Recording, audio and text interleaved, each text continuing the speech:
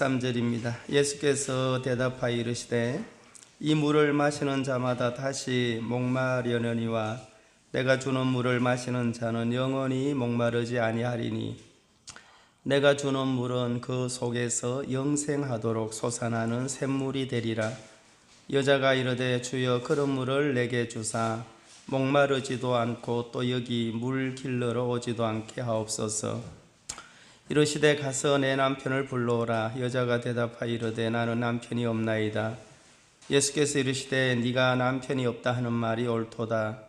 너에게 남편 5이 있었고 지금 있는 자도 내 남편이 아니니 내 말이 참되도다. 여자가 이르되 주여 내가 보니 선지자로소이다. 우리 조상들은 이 산에서 예배하였는데 당신들의 말은 예배할 곳이 예루살렘에 있다 하더이다. 예수께서 이르시되 여자여 내 말을 믿어라. 이 산에서도 말고 예루살렘에서도 말고 너희가 아버지께 예배할 때가 이르리라. 너희는 알지 못하는 것을 예배하고 우리는 아는 것을 예배하노니 이는 구원이 유대인에게서 남이라. 아버지께 참되게 예배하는 자들은 영과 진리로 예배할 때가 오나니 곧 이때라. 아버지께서 자기에게 이렇게 예배하는 자들을 찾으시느니라. 하나님은 영이시니 예배하는 자가 영과 진리로 예배할지니라. 여자가 이르되 메시아 곧 그리스도라 하는 이가 오실 줄을 내가 아노니 그가 오시면 모든 것을 우리에게 알려주시리이다.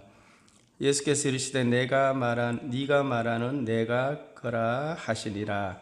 26절까지만 읽겠습니다. 이제 신앙생활을 하시면 가면 갈수록 참 복되다는 것을 알게 되죠.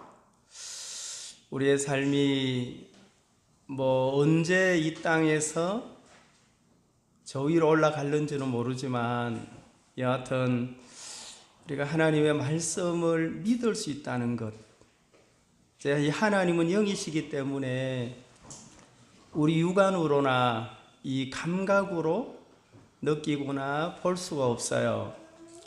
그런데 이제 하나님께서 볼 수 없는 당신의 세계를 우리에게 이제 계시해 주신 거예요. 계시라는 것은 하나님이 우리에게 나타나 주시는 거예요. 그걸 헬라어로 하면 헬라어 해도 괜찮아요? 네. 헬라어로 하면 미스테리온이라고 합니다. 미스테리온. 이 미스테리온이라는 말은 비밀이라는 말인데 영어로는 시크릿이라 하죠. 폴란드 말로는 타임리처라 하고 이제 헬라어로는 미스테리온. 이것은 비밀은 비밀인데 창조주가 보여주지 아니하고 나타내주지 아니하면 우리 인생들을 피조물이라 합니다. 이 피조물이 아무리 노력하고 아무리 애를 써도 알 수 없는 세계예요. 이제 이쪽 세계가 하나님의 세계가. 그래서 그걸 아시는 하나님이 우리를 너무너무 사랑하셔서 당신의 세계를 좀 나타내주고 싶다 이 말입니다. 그래서 이제 이 비밀을 아는 분들은 좋아요, 안 좋아요? 근데 이제 비밀인데 모르는 사람은 계속 의문을 가질 수밖에 없어요. 근데 이제 비밀을 우리가 오늘도 파헤치려고 애를 쓰고 있죠. 천국의 비밀. 어떻게 하면 돈도 많이 벌고 이 땅에서 어떻게 하면 좀 더 행복하게 살고 어떻게 하면 내가 바라는 대로 우리 가정이 내 주위가 행복해질까? 다양한 분들이 다양한 종교를 통하여 빌어요, 안 빌어요? 빕니다.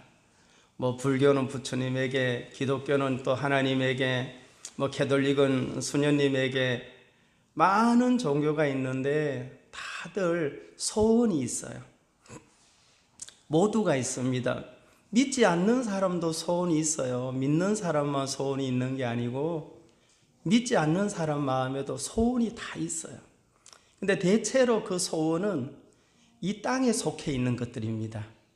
이 땅에 있는 것으로 내 이 공허하고 혼돈한 내 인생길을 바로잡아 보고 싶고 채워보려고 애쓴단 말입니다. 그래서 우리 인생은 아쉽게도 태어날 때부터 공허하게 태어났어요. 공허하시죠? 어떤 공간이 있는데 비어 있단 말입니다. 그리고 혼돈 속에서 우리는 길을 걷고 있어요. 이 혼돈이라는 것은 질서가 붕괴됐다 이런 말인데, 질서 없는 세상에서 바르게 살려고 하니까 바르게 살 수가 없는 거죠. 바르게 살고 싶은 마음은 있지만 이 공허하고 혼돈한 세계 속에 아무리 애를 쓰고 아무리 노력해도 불가능한 거예요. 그래서 우리를 창조한 신이, 그 신을 우리가 이름하여 하나님 그럽니다. 하나님, 예수님, 성령님, 이 세 분을 삼위일체 하나님, 이해가시죠? 삼위일체, 세 분인데 한 분이고 한 분이 셋이다. 이게 이제 비밀입니다. 비밀. 그래서 하나님이 성자 하나님을 이 땅에 보내신 분을 예수님이라고 합니다. 그리고 예수님이 십자가에 돌아가시고 3일 만에 부활을 하셔서 이 땅에 40일 계시다가 하늘로 올라가셔서 성천하셨다 합니다. 그분을 예수님이라고 합니다. 아까 우리 목사님 사회 보시면서 예수님의 이름의 뜻을 물었죠. 예수라는 이름의 뜻은 저희 죄를, 저들의 죄를 죄에서 구원할 자이심이라 하고 마태복음 1장 21절에 얘기하고 있어요. 그래, 예수님 하면은 첫 번째 죄에서 건짐을 받는 거예요. 근데 예수님을 많이 불렀는데 수년 동안 예수님을 부르고 많이 교회를 다녀도, 이 교회는 사실 예배당이 교회가 아닙니다. 이거는 예배당입니다. 예배당. 교회는 또 헬라어로 에클레시아라고 합니다. 에클레시아. 에크와 레시아의 합성인데, 에크는 어디로부터, 레시아는 모여서, 불러내서 모임, 이렇게 불러내서 이렇게 공동체를 가졌다 이 말이에요.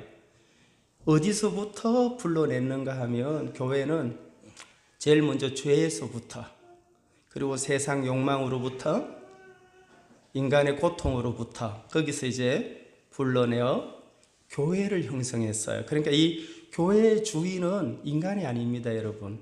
목사도 교회 주인이 아니에요. 오직 하나님이 교회의 머리라고 하셔서 머리 아시죠?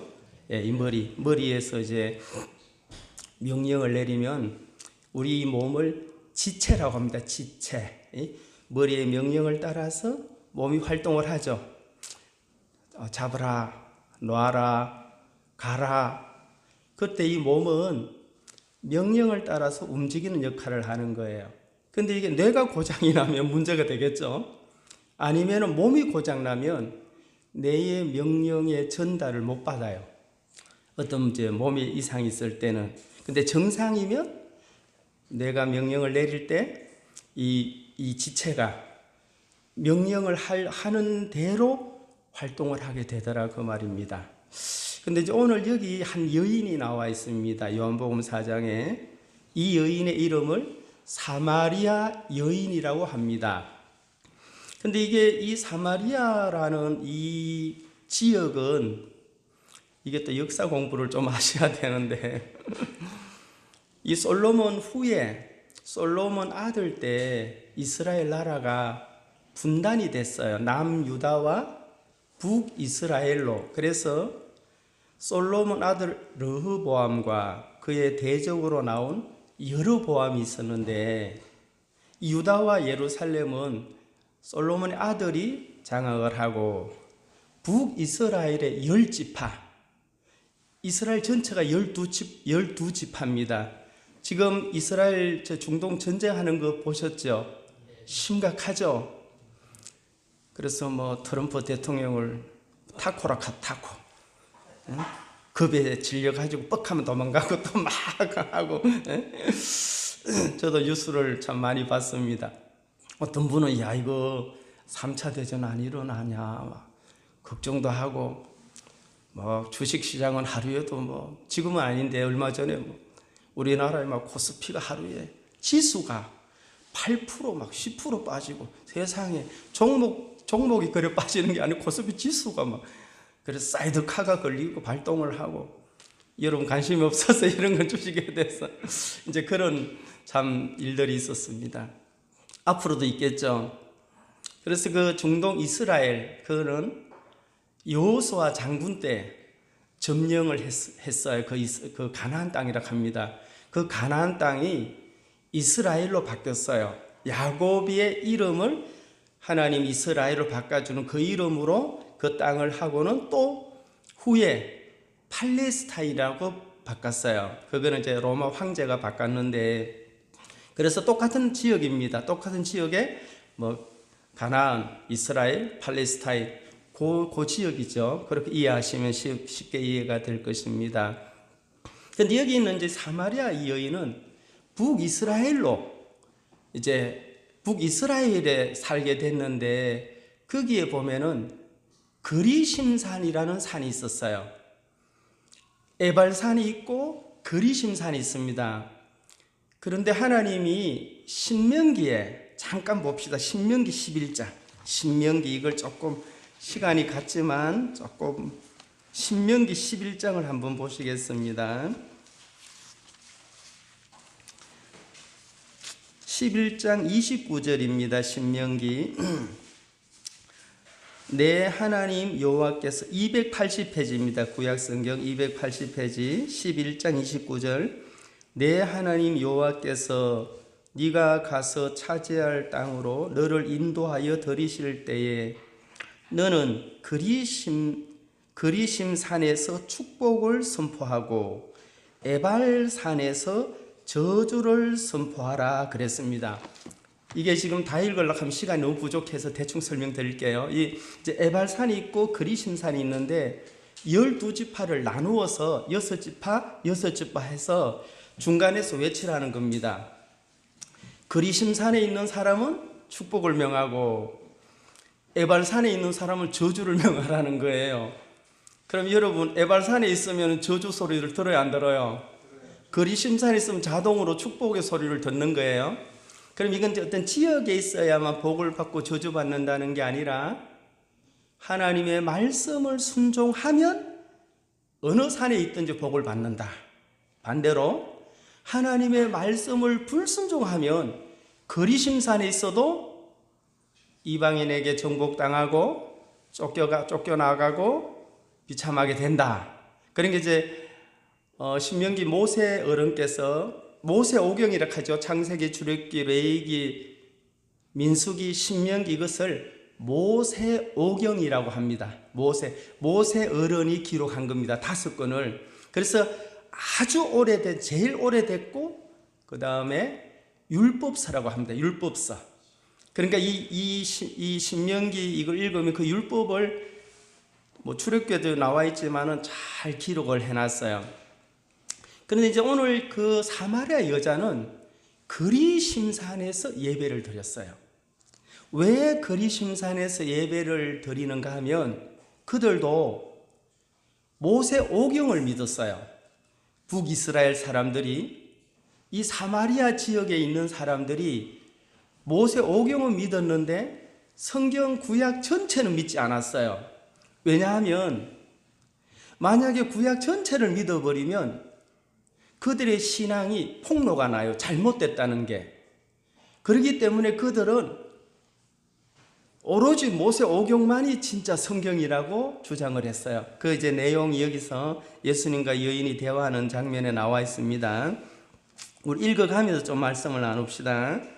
요한복음 다시 돌아오겠습니다. 4장 13절. 예수께서 대답하여 이르시되 이 물을 마시는 자마다 다시 목마르려니와 내가 주는 물을 마시는 자는 영원히 목마르지 아니하리니 내가 주는 물을 물은 그 속에서 영생하도록 솟아나는 샘물이 되리라 그랬어요. 자, 이제 여기 어느 날 이 사마리아 여인은 너무 목이 말라서 우물가에 나왔습니다.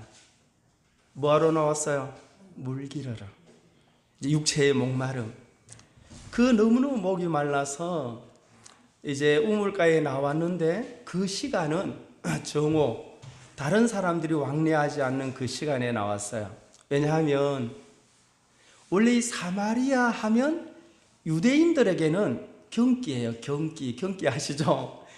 그 몹쓸 사람들, 이방인들과 혼합하여 이상한 종교를 만들고 이 사마리아 지역에 별의별 종교가 다 있습니다.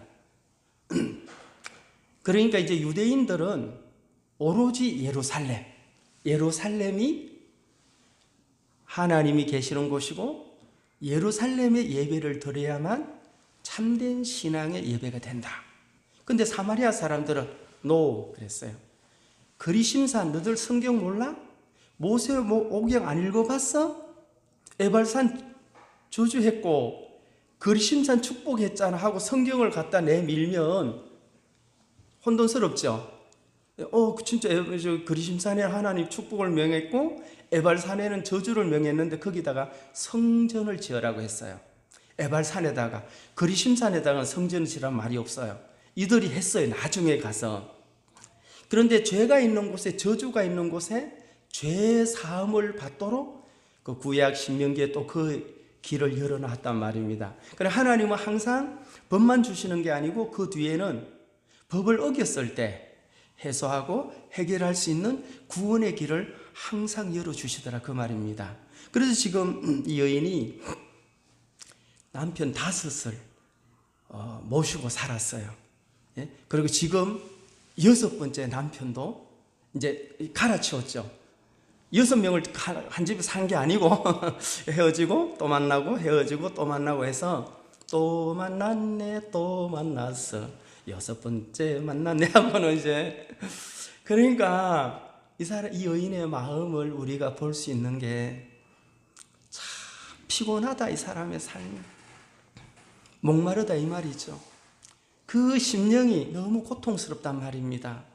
그런데 육체에 목마름이 있어서 또 물을 길러러 오는 거예요. 근데 그 물을 아무리 마셔도 그때뿐이란 말입니다. 이게 지속 가능한 해결이 안 되는 거예요. 여러분 목마를 때 한 번 먹으면 막 일주일 가던가요? 안 되죠. 그러니까 또 가서 물을 길러서 반복하는 그러한 수고를 하지만 반복된 수고를 거듭해도 채워지지가 않더라 이 말입니다. 근데 어느 날 거기에 유대인인 남자를 봤어요. 세상에 여러분 유대인들은 사마리아 사람들하고 말을 안 쓸 거예요. 거기 지나가는 자체를 부정하게 여기고 그 사람들 쳐다보는 것도 눈이 죄악을 행한다라고 생각할 정도니 그 정도였어요. 여러분 사마리아 사람들 그 지역이나 그곳에 있는 것에 대해서는 막 그 근처도 안 가고 아예 그렇던 유대인들이 철저하게 그들은 율법을 지키고 또 정통신앙이다. 우리는 정통을 주장을 했어요. 그러니까 이 종교 전쟁이 이 분쟁이 그 시대부터 지금까지 중동의 전쟁이 끝이 안 나죠. 종교 전쟁, 땅 따먹기 서로 막 좀 더 그래서 예수님이 이제 진짜 주인공이 나타났죠. 진정한 예배는 어떻게 드려야 하는가? 예배를 받으실 분이 설명을 해야만 예배를 드리는 사람들이 옳고 그름을 분별할 수 있는 거잖아요. 예배는 일방적으로 받으세요 이런다고 그 예배를 받는 주체가 받는 게 아니에요. 내가 부모님한테 효를 행한다고 막 갖다가 마약 갖다 드리고, 예? 마약 알죠? 부모님에게 막 이러면 부모가 마약을 좋아해요? 안 하겠죠. 그러니까 예배를 드리는 사람들이 먼저 알아야 할 것은 내가 누구에게 예배를 드리며 어떤 목적으로 예배를 드리는가, 또 어떤 마음으로 예배를 드리는가 생각을 해야 되겠죠. 그리고 그분은 어떤 예배를 받으시는가, 무조건 받지 않아요, 여러분. 조건이 있고 제도가 있어요. 하나님이 아무나 막 받는 게 아니에요. 아무나 받는 게 아니고 하나님은 영과 진리로 예배를 드리는 사람을 찾으신대요. 그러니까 하나님이 누가 예배를 진짜 드리냐 하고 찾는다는 거예요. 그런데 가가지고 막 이런 이제 예배당에 와서 주여 내가 막 연보도 많이 하겠나이다, 봉사도 많이 하겠나이다, 일주일에 금식도 한번 하고 철야도 한번 하고, 그건 예배 아니에요, 여러분. 그거는 인간의 행위라고 하는 거예요. 참된 예배는 예의 예자에 절백자를 써요, 한문으로. 그러면 예의를 갖추어서 절을 하는데 어떻게 땅에까지 다 엎드려서 하는 게 진정한 예의의 절이에요. 예의의 절. 알죠, 여러분? 절하는 거. 근데 사람들 하나님 앞에 마음으로 그렇게 못하죠. 내가 원하는 것 갖다 바치면 받으소. 내가 원하는 것 부탁하면 주십시오. 안 주기만 해봐라. 그 다음날 교회 가나 봐라. 뭐 이렇게 엄포도 놓고 경고도 하는 분들이 없지 않아 간혹 있긴 있어요. 저도 한때 그랬고, 예? 저도 한때 하나님 왜 우리 가정에 왜 이렇게 어려움만 주십니까? 제가 목사 되기 전을 말합니다. 오래전에. 왜 우리 가정에 이렇게 자꾸 아버지가 사업하면 안 되고 망하고 빚만 져야 됩니까? 도대체 뭐 한때 그랬습니다. 그랬는데 지금은 그것이 나에게 너무 놀라운 복이었구나. 과거지만 그때 그런 일이 없었으면 내 마음과 우리의 가정에, 우리 가족들의 마음이 예배를 드릴 만한 마음의 자세나 준비가 전혀 되지를 않는 거예요, 여러분. 그래서 하나님은 예배를 드리는 자를 찾으시는데, 영과 진리로 예배를 드리는 자를 찾는데, 영과 진리로 예배를 드리는 사람의 마음의 자세가 있어요, 여러분. 정확하게 있어요. 그래서 이제 조금 읽어봅시다. 15절. 여자가 이르되 주여 그런 물을 내게 주사 목마르지도 않고 또 여기 물 길러러 오지도 않게 하옵소서. 지금 여인이 우물에 와서 막 물을 기르고 있는데 예수님께서 이렇게 말씀하셨어요. 내가 주는 물을 먹는 자는 영생하도록 솟아나는 샘물이 되리라 그랬어요. 영생하는 샘물이래요. 여러분 지금 영생하는 샘물을 마시고 계시죠? 저는 서서 마시고 여러분 앉아서 마시고. 그러면 목마름이 끝이 나야 돼요. 그래야 되겠죠? 왜냐하면 이것은 지금 여기 영생하도록 솟아나는 샘물은 휘드르존이라고 헬라어로 얘기를 해요.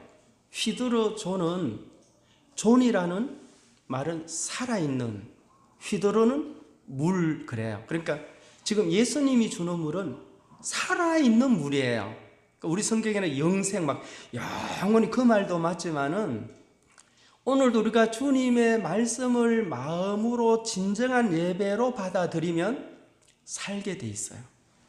그거는 누구든지예요. 어떤 상황에 있든지 어떤 형편에 있든지 그것은 중요하지 않아요. 이것은 창조주께서 주시는 생명의 물이기 때문에 이제 이 물을 받아들이는 사람은 다 살아나는데, 문제는 받아들이는 사람의 마음의 자세가 있어요, 여러분. 오늘 저녁은 너무 잘 먹고 왔습니다. 너무 맛있게 먹었는데 언제 배고플 때 그 사람에게는 똑같은 음식이라도 배가 아주 많이 고프면 맛이 더 강해요. 그렇죠? 근데 배가 너무 불러요. 권하면 짜증납니다. 이거는 들어갈 수가 없죠. 우리가 하나님 앞에 하나님 믿는 거는 쉬운 것 같아요. 근데 어떤 문제가 오면, 거대한 문제가 왔을 때 믿는 사람인지 아닌지 드러나게 돼 있어요. 그걸 삶의 테스트라고 합니다. 살아가면서 하나님이 시험지를 내주시는 거예요. 시험을 한 번씩 보시라고. 네가 나를 믿냐? 너희들이 나를 진짜 믿냐? 나를 경외하냐? 저도 그 테스트를요 엄청 받았어요. 어떨 때는 막 하나님이 안 계시는 것 같더라고. 어떨 땐 그랬어요. 지금은 아닙니다. 앞으로 그럴는지는 모르겠지만 하여튼 여러 해 전에 오래전에 그런 날이 참 많았어요. 진짜 하나님 우리의 기도를 들으시냐? 저 사람들 저 사람들 기도를 듣는 거 아니냐? 하고는 그런 식으로 생각한 적도 많았는데, 여하튼 모든 사람들의 마음에 목마름이 있습니다. 거듭나기 전이나 거듭난 후나 모든 사람은, 왜냐하면 하나님을 믿는데도 끊임없이 목마른 이유가 있어요. 여러분, 하나님 믿기 전에만 목마른 게 아니에요. 우리 육체를, 여러분 이 육체를 뭐라고 하죠? 영어로 body라고 합니다. 우리의 영을 스피릿이라고 합니다. 영어로 스피릿. 그 다음에 혼을 뭐라고 합니까? soul이라고 하죠. 그러니까 soul은 혼이에요. 혼으로 예배당에 갈 수 있어요. 혼으로 기도할 수 있어요. 혼으로 찬양할 수 있어요. 혼적으로 감사할 수 있어요. 그러나 영은 아니에요. 그럼 하나님께 진정한 예배는 영으로 드려야 돼요. 그 영은 거듭난 영을 말하고 있어요. 우리의 영은 출생할 때 죽어버렸어요. 죄송하게도. 아담 안에서. 내가 자살시킨 게 아니에요. 상대방이 내 영을 죽인 게 아니라 출생할 때 아담 안에서 우리의 영은 이미 죽은 상태로 혼과 육체로 출생을 해버렸어요. 그리고 혼과 육체를 가지고 감사기도도 하고 원망의 한탄도 하고 다양한 종교를 인간이 만들었어요. 기독교만 만든 게 아니에요. 불교, 유교, 기독교, 천주교 또 샤머니즘 알죠? 굿도 하고 저 산에 가가지고 바위 위에다 아니면 큰 나무에다 뭘 걸어놓고 비나이다 올해는 꼭 우리 아들을 주소서 하고는 그런 게 있단 말입니다. 혼으로도 몸으로도 가능해요.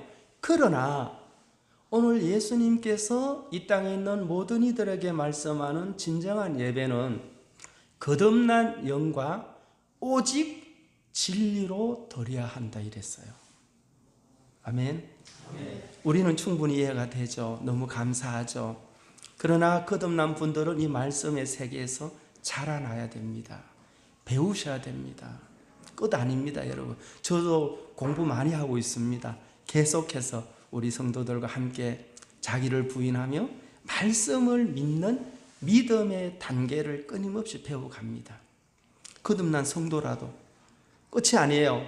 거듭났다면 시작이죠. 그래서 지금 이 여인은 남편이 전에 5명이 있었어요.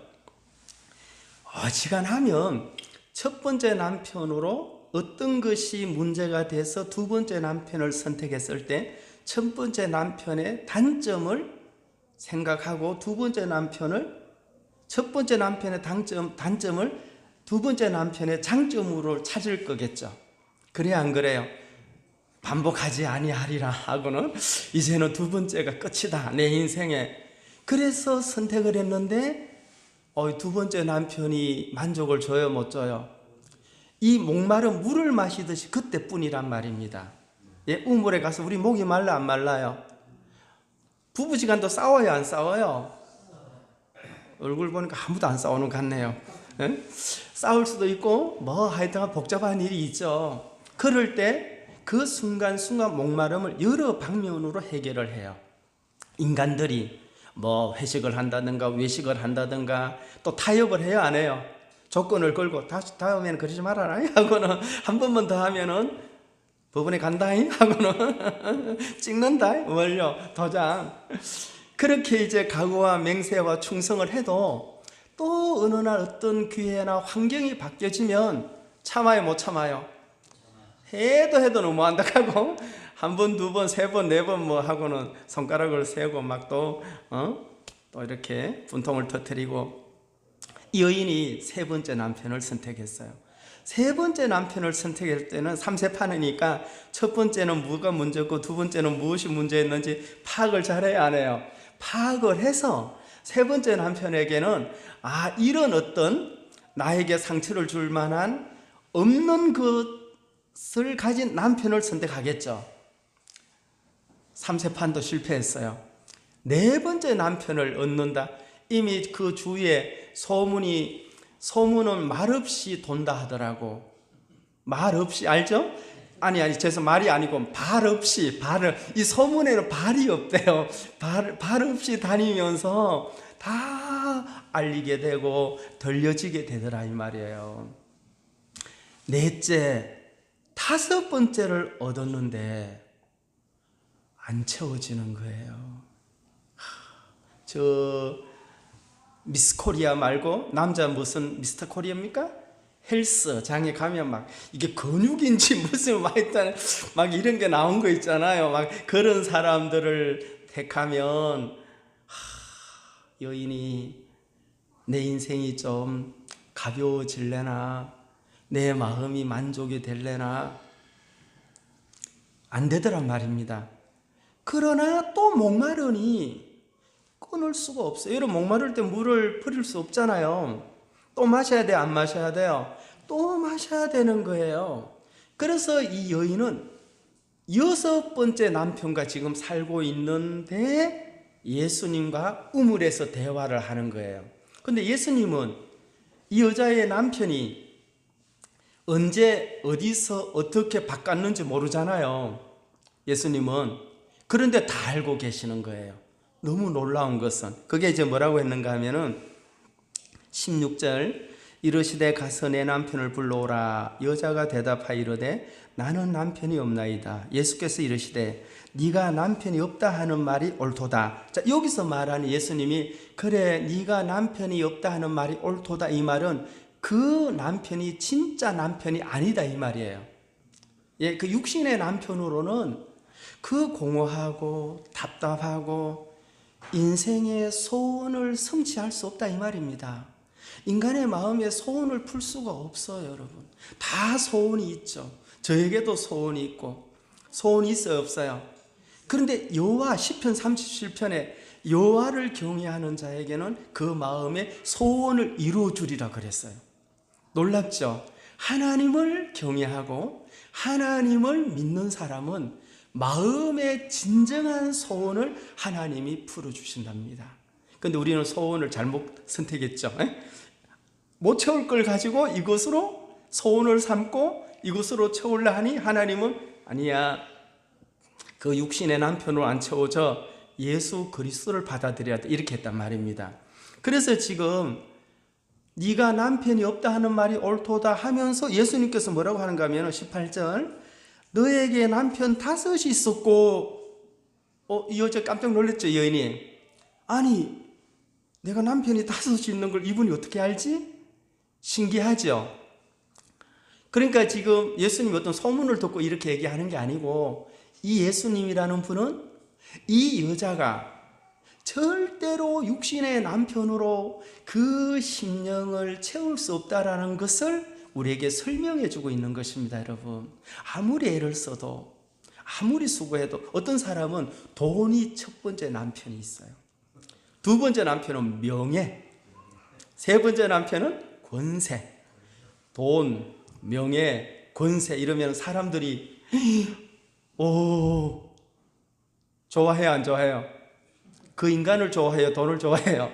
그 인간의 돈을 좋아하고 그 인간의 명예를 좋아하고 그 인간의 권세가 탐이 나는 것 뿐이지, 진짜 그 인간을 좋아하는 인간은 아무도 없어요. 인간은 자기 자신도 진짜 만족을 못해요. 예, 인간은 그래요.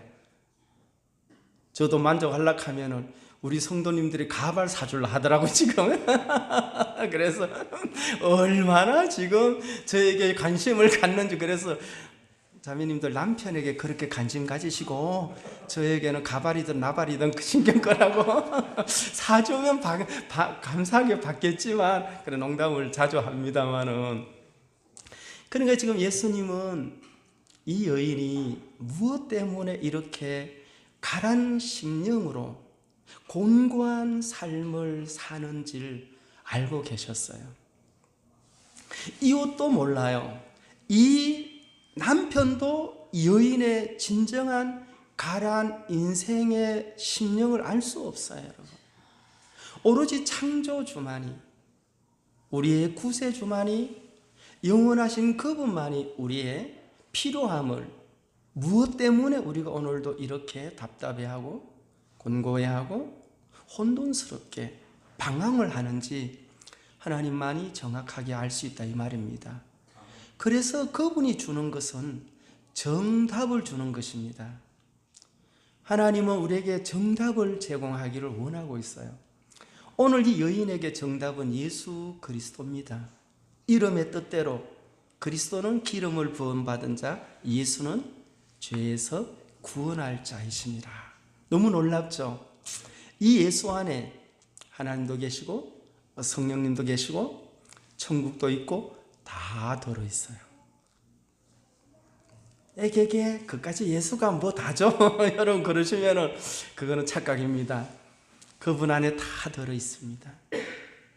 그러나 우리가 어떤 문제를 헤쳐나갈 때 내 눈과 내 판단으로, 우리의 이성, 우리의 혼적인 생각으로는 없는 것처럼, 불가능한 것처럼, 때로는 이것이 낙심거리라고 받아들이게 만들더라는 것이죠. 실제로는 그게 아닌데, 구주가 계시면, 구세주가 있다면 그분은 어디서든지 언제든지 우리를 다 건져낼 수 있어요, 없어요? 있답니다. 그런데 문제는 여인의 마음이에요. 조금 더 읽어봅시다. 18절, 너에게 남편 5이 있었고 지금 있는 자도 내 남편이 아니니 네 말이 참되도다. 19절, 여자가 이르되 주여 내가 보니 선지자로소이다. 여인이 왜 이렇게 대답을 했는가 하면은, 선지자는 앞날을 좀 예언을 해야 안 해요?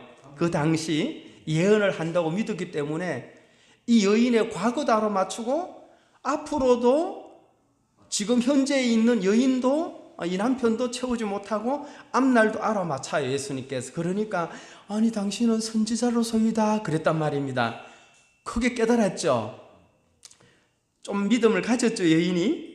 그때 예수님이 19절, 여자가 이르되 주여 보니 내가 보니 선지자로소이다 하면서 20절 이상한 얘기를 해요.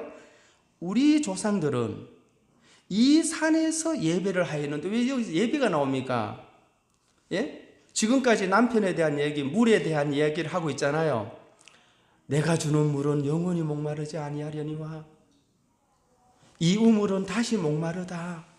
이렇게 물에 대하여, 육신의 남편에 대하여 주제를 얘기하다가 20절에 와서 갑자기 이 여인이, 아니 우리 조상들은, 그러니까 이제 대충 알았죠. 종교 행위에 있는 사람도 이렇게 어떤 이 앞으로 메시아를 만나면, 메시아가 오시면 뭔가 내 마음에 채워질 거라는 것을 어렴풋이 알았죠, 여인도.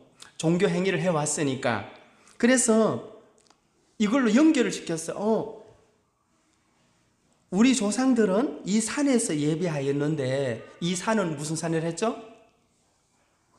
그리심산, 에발산이 아닙니다. 지금 사마리아 지역은 그리심산. 그리심산에 재단을 쌓았어요. 많은 단이 있습니다. 이방인들이 세운 신상이 있고, 몰래에게 막 자식을 불에다 드리는 그런 재단도 있고. 그래서 여인은 이 그리심산을 딱 쥐고 있어요. 마지막 희망입니다. 예? 이 그리심산에서 하나님이 축복을 명했기 때문에 내 인생은 지금 너무 공고하고 너무 힘들지만 그래도 여기서 예배드리면 복을 받지 않겠느냐라는 그런 생각을 가졌던 여인이에요. 그러면서 하는 말이 당신들의 말은, 이 당신은 유대인을 말합니다. 당신들의 말은 예배할 곳이 어디에 있다? 예루살렘. 아니, 여기서는 이제 예루살렘. 예, 에발산도 있지만 여기서는 정확하게 예루살렘. 그 당시 예루살렘은 거대하고 웅장한 성전이었어요. 그러니까 거기는 많은 사람들이, 지금 이 정도의 수가 아니고 여기에 100배, 1000배 이렇게 많은 사람들이 예배를 드리면서 유대인들은 이것이 정통이다. 이 예루살렘에서 예배를 드려야만 하나님이 받으신다라고 주장을 했어요. 그러니까 사마리아 사람들은 사마리아 사람 예루살렘에 갈 수 있어요, 없어요? 못 가게 하는 거예요. 저기 아예 막 상종을 안 하니까 유대인들이. 그래서 지금 여인은 우리 조상들이 이 산에서 예배를 드렸습니다. 그런데 당신들 유대인들은 왜 예루살렘에서만 예배를 드려야 한다고 주장합니까? 하라고 이제 이렇게 질문을 하니까 예수님께서 21절, 예수께서 이르시되 여자여 내 말을 믿어라. 이 산에서도 말고 예루살렘에서도 말고 너희가 아버지께 예배할 때가 이르리라 그랬어요. 자, 예수님은 지금 뭐라고 하시는가 하면은 이 장소도 아니고 이 장소도 아니다 이랬어요. 지금 예배는 장소가 아니에요. 예배는 공간이 아니에요. 이런 공간이 아니에요. 예배는 마음에서 영과 진리로만 가능해요. 아멘. 그걸 우리는 성경을 통하여 배우더라는 것입니다. 그러니까 그 예루살렘에 있는 사람들이 주장하는 것이 예수님을 결국은 배척했어요, 안 했어요? 배척하고 죽였잖아요. 이게 무서운 종교 전쟁이 되는 거예요. 그러니까 하나님은, 예수님은 예루살렘의 예배를 받거나 그리심산의 예배를 받는 게 아니고 내가 예배하는 자를 찾는데 영과 진리로 예배하는 자를 찾는다고 했어요, 성경에. 그러니까 그거 아니면 하나님하고는 상관이 없습니다, 여러분. 다만 어떤 목사들, 큰 교회를 인도하는 목사나 그 장로님이나 여러 이제 직분이 있겠죠. 사람 앞에서는 이렇게 하면 김 집사님, 장로님 훌륭하십니다. 사람은 할 수 있어요, 없어요? 그러나 하나님은 빵점 그렇게 한단 말입니다. 진리와 영으로 예배를 드리지 않는다면 하나님하고는 상관이 없다, 이렇게 말씀하고 있다는 거예요. 그래서 너희가 아버지께 예배할 때가 이르리라 하시고 22절, 너희는 알지 못하는 것을 예배하고 우리는 아는 것을 예배하노니 이는 구원이 유대인에게서 남이라 이랬어요. 자, 여기서 보시면 너희는 사마리아 사람을 말합니다. 너희는 지금 알지 못하는 것을 예배는 해요. 그런데 부분적으로 알고 예배를 한다는 거예요. 여기서 아무것도 모른다 이 말이 아닙니다. 알지 못하고 예배한다는 말은 이 사마리아 사람들은 모세 오경만은 믿어요. 그래 구약 전체 선지서, 구약을 선지서라죠. 율법서, 선지서, 이사야, 예레미야 여러 선지자들이 있잖아요. 그들이 기록한 걸 다 안 믿어요. 만약에 이 사마리아 사람이 그걸 다 믿게 되면 그들이 잘못됐다는 신앙이 다 드러나게 돼 있어요. 그들이 그걸 다 믿으면. 그런데 여기서 예수님께서 너희는 알지 못하는 것을 예배하고 우리는 아는 것을 예배하노니 이 말은 유대인들은 구약 전체를 신뢰한다 이 말이에요 지금. 예? 구약 전체를 믿는 것과 일부분만 믿는 것의 차이는 엄청난 겁니다. 그런 말이 있죠. 눈 감고 코끼리 만지면 어떤 한 5명이 눈을 감고 코끼리를 더듬고 그림을 그려내면 눈을 감았으니 상상의 코끼리를 만들어내겠죠? 괴물이 나온답니다. 되겠어요? 안 되겠어요? 이상한 작품을 만들어낸다 이 말이에요. 왜냐하면 정확하게 보고 그린 게 아니고 눈을 감고 감각으로 만들어낸 형상이기 때문에 절대로 정확할 수 없다 이 말이죠. 그래서 우리는 아는 것을 예배하고, 이 말은 예수님께서 우리는 성경 전체를 통하여 아는 예배를 드린다 이 말입니다. 그러니까 예배도 성경을 통하여 어떻게 예배를 드리라고 기록을 해놨어요. 자, 하나님은 우리 인생들에게 두 가지의 계시를 주셨어요. 두 가지의 계시. 첫 번째 계시, 종종 사람들이 이렇게 묻습니다. 이순신 장군은 그럼 천국 갔어요? 지옥 갔어요? 목사님? 제가 뭐라고 대답하게요? 몰라 그래요. 수천 년 전에, 수백 년 전에 우리 조상들은, 그때는 이런 하나님을 믿는 미국에서, 영국에서 선교사님 오시기 전에, 조선시대 때 500년 전에, 조선시대 알죠 여러분? 500년 우리 조선 역사 보면 끔찍한 그런 조선시대 역사를 알면 그 사람들은 죄 없이 그럼 어떻게 됐습니까? 하고 물을 때 성경은 해답을 해줬어요. 로마서 1장에 하나님은 만물에 신성을 나타냈다 했어요. 그러니까 이 만물을 통해서도 이거는 우연이 아니다 이렇게 믿을 수가 있다는 거예요. 정말 마음이 갈급하면, 그렇죠? 그래서 그걸 자연 계시라고 합니다. 이 자연을 통하여, 이 자연이, 여러분 우리가 오늘 지금 이 자리에 서가지고도 우리가 이 관성의 법칙을 잘 유지할 수 있는 것은 지구가 자전을 제대로 해줘야 안 해줘요? 변함없이 자전과 공전을, 이 지구는 공중에 떠 있죠. 정말 얼마 전에 미국에서 저기 뭡니까 달 뒷면을 촬영하고 이제 한 일주일 전에 도착했죠, 지구에. 그분들이 하는 소리가 너무 지구가 아름답다는 거예요. 너무 놀랍다는 거예요.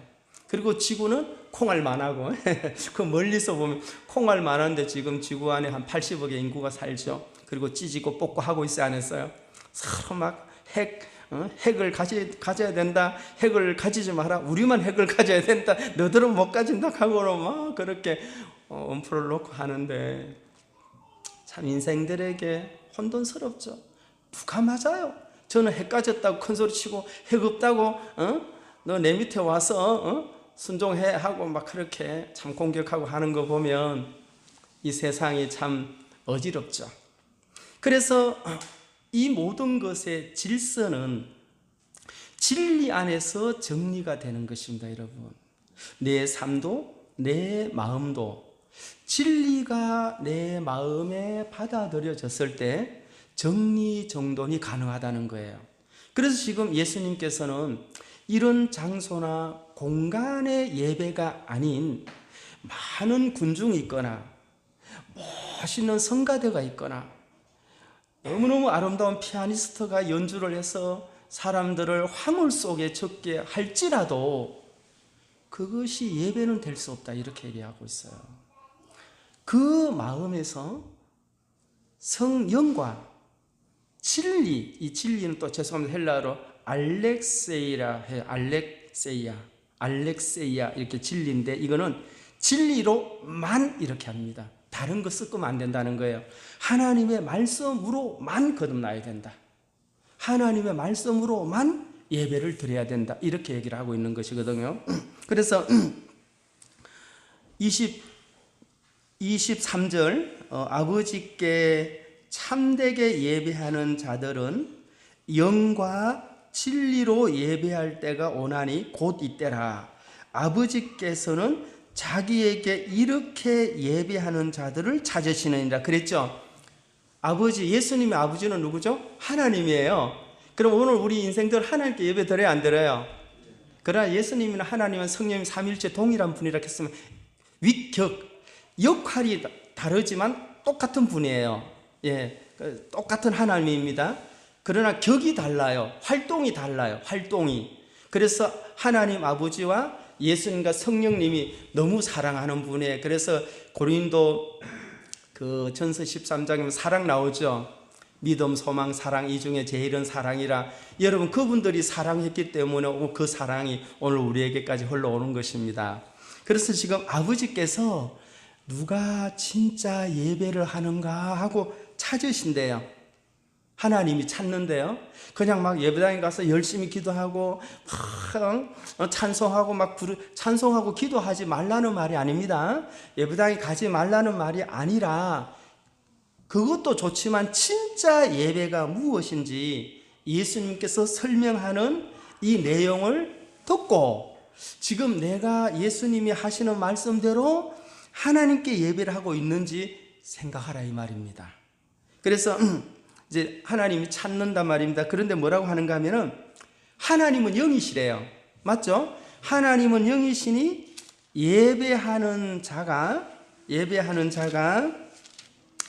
영과 진리로 예배할지니라 그랬어요. 그러니까 예배하는 자는 영과 진리, 여기 영은 퓨뉴마 헬라어로 이거는 거듭난 영 이렇게 말하고 있어요.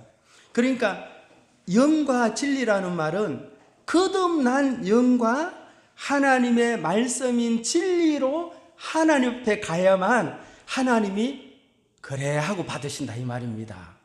그 외에는 길이 없어요, 여러분. 예배는 종교 행위는 얼마든지 할 수 있습니다. 종교 행위는 사람들이 입맛대로 자기가 이렇게 하고 싶으면 이렇게 하고 저렇게 하고 저렇게 할 수 있는데, 그러나 그것은 사람들이 볼 때, 사람들이 평가할 때 열심히 하는구나, 괜찮아 보이는구나 하지만 하나님이 보실 때는 거듭난 영으로 말씀을 따라서 하나님을 믿느냐 하나님의 거듭난 영으로 예배를 드리느냐 지금은 살피는 거예요. 그렇다면 첫 번째 해야 할 것은 내 영이 언제 거듭났느냐 해야 돼요, 안 해야 돼요? 반드시 이 부분에 대해서 생각을 해야 됩니다. 분명히 죽었다고 했는데 창세기 3장에 선악과를 먹을 때 아담 하와가 정령 죽으리라 먹는 날에는 그랬죠? 그때 육체의 죽음을 말하지 않았습니다. 선악과를 먹고 난 후에 아담 하와는 자식을 낳고 수백 년을 살았어요. 그랬죠? 그러면 하나님이 말하는 죽음은 뭐냐? 단절과 분리를 말해요. 누구와의 분리가 죽음이냐? 생명과 분리는 죽음이에요, 여러분. 그 생명은 하나님을 설명하고 있습니다. 그러니까 하나님과 분리가 죽음이에요. 그걸 영적 죽음이라고 합니다. 아멘? 이해 가시죠? 그래서 그러면 내가 그때 죽었는데 그럼 내가 하나님 앞에 예배를 드리고 싶다. 정말 하나님이 받으시는 진정한 예배를 드리고 싶은데 죽은 것을 알겠는데 어떻게 살아나느냐? 살아나는 길을 알아야 돼요? 몰라야 돼요? 알아야 되죠. 내 영이 그걸 다른 말로 하면은 거듭나셔야만 된다 이 말. 이건 영적인 문제를 말하는 겁니다. 예. 그래서 일단 거듭났다면 영은 살아나게 돼 있는데 그것은 종교 행위, 내가 아무리 애를 써도 죽은 영은 살아날 수 없어요. 그거는 살려주는 분이 내 안에 들어오셔서 내 영을 살려줘야 됩니다. 그것을 구원이라고 이야기를 하고 있습니다. 그래서 혹 내 마음에 종교 행위를 하고 나름대로 예배당을 가고 나름대로 하나님을 믿은 것처럼 생각했지만 혹시라도 아직도 마음에 찜찜하게 죄가 영원히 끝나지 아니한 것 같다면 자기의 신앙을 반드시 더듬어 보셔야 된다 그 말입니다, 여러분. 이걸 더듬지 않고는 2단계의 신앙, 3단계의 신앙으로 넘어갈 수가 없어요. 다 믿음을 갖고 싶고 믿음대로 내 삶이 펼쳐지기를 바라지만 바라는 대로 되는 게 아니다 이 말입니다. 하나님이 허락해 주셔야 된다 이 말이에요. 그래서 하나님은 영이라고 했어요. 그러면은 하나님이 영인데 물질이 아니죠. 우리의 영도 물질이 아니에요. 그러면 영과 영이 교통하고 영과 영이 만나는 것을 예배라고 하는 거예요. 그러니까 우리의 영과 하나님의 영이 만났을 때 얼마나 기쁘겠어요. 죽어있는 영이 살아나서 하나님을 찬미하고 찬송하기 때문에. 그래서 이 성경 요한복음 4장은 예배하는 자는 반드시 영과 진리로 되는 거지, 율법의 제도와 율법의 규칙을 지켰다고 해서 되는 게 아니다. 그럼 율법을 지키지 말라. 내일 또 설명해 드리겠습니다. 율법에 대해서는. 율법은 반드시 필요합니다, 여러분. 율법은 너무너무 필요한데 그 율법의 의는, 율법에도 의가 있는데 그 율법의 의는 우리 모두에게 너는 태어날 때부터 죄인이야. 너는 행악의 씨앗으로 출생을 했어. 너는 불가능해. 인간의 어떤 수고로도 안 돼 하는 게 율법의 의예요, 의. 그런데 사람들은 율법의 의를 오해를 해서 지켜서 하나님이 요구하는 의의 입성을 하려고 하다 보니까 어긋난 길로 가더라 이 말입니다. 만약에 제가 이걸 이제 얘기를 마치고 일요일 날 우리 집으로 가야 되는데 제가 진안에 삽니다. 진안은 저 위에 있어요. 그런데 제가 차를 타고 저 부산으로 가고 있어요. 그럼 진안 가요, 못 가요? 뱅글뱅글 돌다가 한 달 뒤에 갈 수 있을지는 몰라도 이거는 방향이 여기서 시작할 때는 조금 틀렸지만 목적지에 가면 완전히 달라져요, 안 달라져요?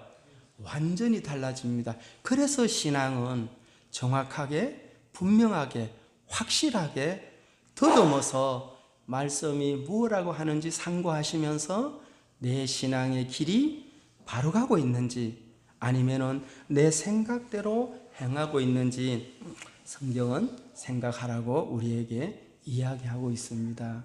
그래서 오늘 시간 너무 늦어서 죄송한데 내일부터 좀 일찍 시작하십시오.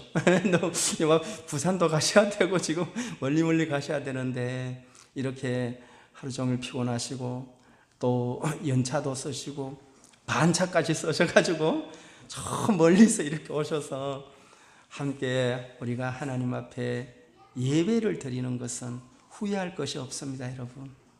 조금 물질적으로 손해가 나도 하나님은 오늘은 아니라도 여러분이 손해난 모든 것을 배로 채운다는 걸 저는 믿습니다. 육체의 건강도 채워주십니다.